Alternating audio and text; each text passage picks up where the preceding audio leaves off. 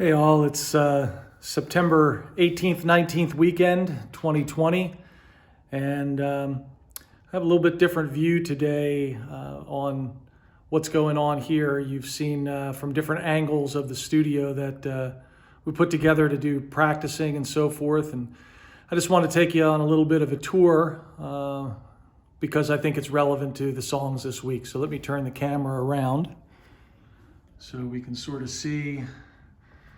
I'm going to start there with a picture done by my friend Jeff Echeverria. It was a present that he gave to me, a really treasured piece. I appreciate him for that.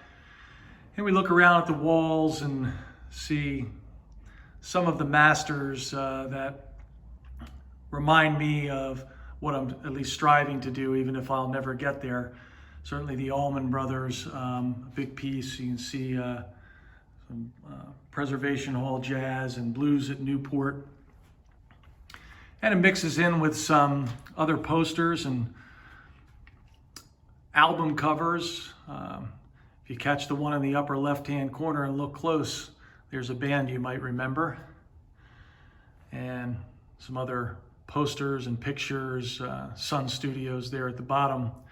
Then we start to move around to some album covers, and one that gets hidden sometimes by the equipment, Paul Robeson, the great New Jersey civil rights activist and opera singer and performer on stage. And if you've never heard him do Old Man River, you're missing something. So put that on your song list. But we get around and you can notice some of the album covers that are things that influenced me and artists that have influenced me to do what I do. And get a look out there on Church Street. Actually, today will be the ceremony for the fixing up of the church steeple next to us, the First Church of Christ. Again, some album covers and just some little decorations here and there remind me of things. These ones here are some trips that I took with my father. This one happens to be, if you notice, to Memphis. And on that trip through the blues country, we went to Ground Zero Blues Club. And if you can see there close, that's Dad sitting behind the drum kit and me with the guitar in hand. And middle of the day when no performances were going on there.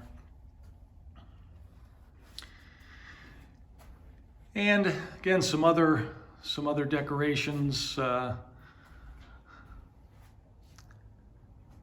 some posters and pictures. This area here is sort of a gallery of large posters that is sitting in the back of our garage here. And moving back over to where we started. Some of the great jazz performers here, Charlie Parker, Dizzy Gillespie, and Ella Fitzgerald, and then of course Louis Armstrong. Down the bottom there, we don't want to forget Greg Allman underneath there, and Carlos Santana and Elvis and Marvin Gaye, up to Otis Redding and Ray Charles. And I wanted to save the last two to speak about last year because it relates to the music that I do while I take inspiration from many of these artists. These two performers in particular, I have a special regard for. I've always had an affinity for John Denver's music.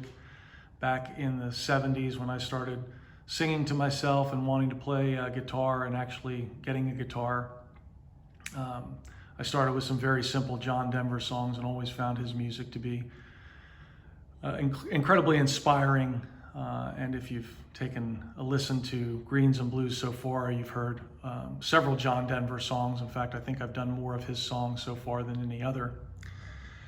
And Warren Haynes, for so many reasons, and I think in part because he's also a contemporary of mine. He's a couple years older, and I've seen him throughout his career. From first time I saw him was in 1987 when he was playing with the Dickie Betts Band, and they played at an all-college day at Lehigh University my senior year. Through his time with the Allman Brothers, when the Allman Brothers reformed, and Government Mule.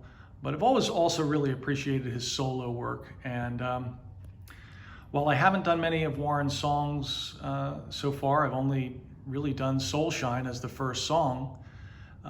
There are many other songs covers of songs that he's done that have really inspired me. And while I try hard to find my own voice in things, when I sing songs that Warren has done, I tend to have his image in my mind.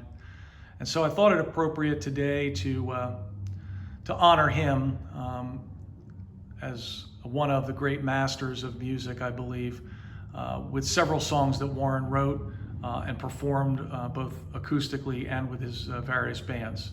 So I hope you enjoy this music and a little tour around what inspires me when I come into the studio.